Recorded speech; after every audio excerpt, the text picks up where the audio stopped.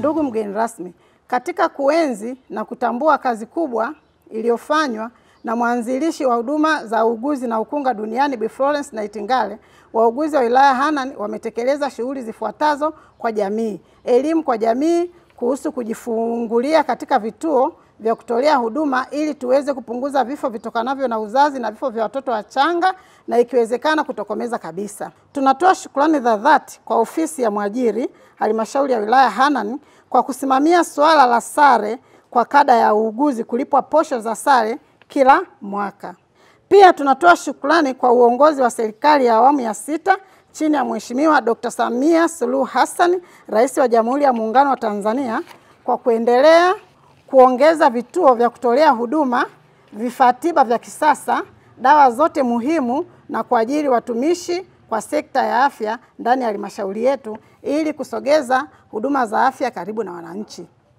Pia tunashukuru kwa kutujengea jengo la huduma za mama na mtoto lenye chumba cha upasuaji katika hospitali yetu ya wilaya litakalosaidia wauguzi na madaktari kufanya kazi kwa ufanisi. Mimi niendelee kuahidi ushirikiano. Risala nimeisikia. Kuna masuala yanayoihusu ofisi ya mkurugenzi moja kwa moja, hasa kwenye swala zima la upandaji wa vyeo au ubadilishaji wa miundo. Tutafuata sheria, kanuni na taratibu.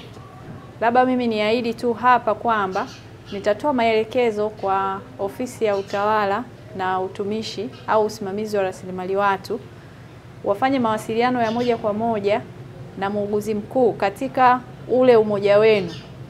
Kila mmoja ambaye ana changamoto ya kiutumishi, basi nitapata ripoti kamili ili tuweze kutoa ufafanuzi kwa kila mtumishi au kila muuguzi ambaye anahisi kama anatakiwa apande cheo au abadilishiwe muundo, lakini hajapanda wala hajabadilishiwa muundo.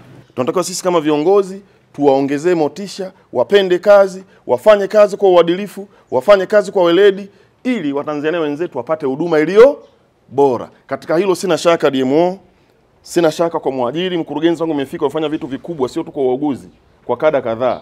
Nadhani kwa umri wako umefanya kazi kwa vipindi tofauti tofauti, lakini bado ni kijana mwenye nguvu. Sina shaka kwenye kuwapa upendo hawa. Ni kundi muhimu, ni kundi tulichukulia kama ni kundi la kimkakati.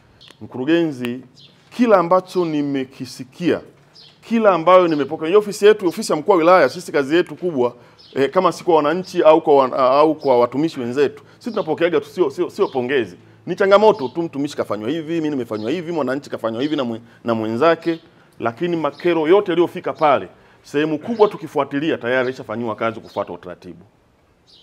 Simamia utaratibu ili maisha yaweze kwenda vizuri ofisini kwako na watu ambao wanatusaidia kazi. Na mimi nadhani huo moto hautazimika. Tuendelee kufanya kwa nafasi yetu vizuri ili subordinates wetu na wenyewe waweze kufurahia maeneo yao ya kazi. Mwisho kwenu, kazi zenu ni ngumu, kazi zenu ni za wito, lakini lazima tukubali kwamba kazi hizi zinahitaji wito kweli kweli na sio tu pesa.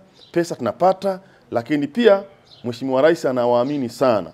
Na sisi viongozi tunayemwakilisha tunawaamini sana. Wananchi hawa ambao wanahitaji huduma yenu wanawaamini sana.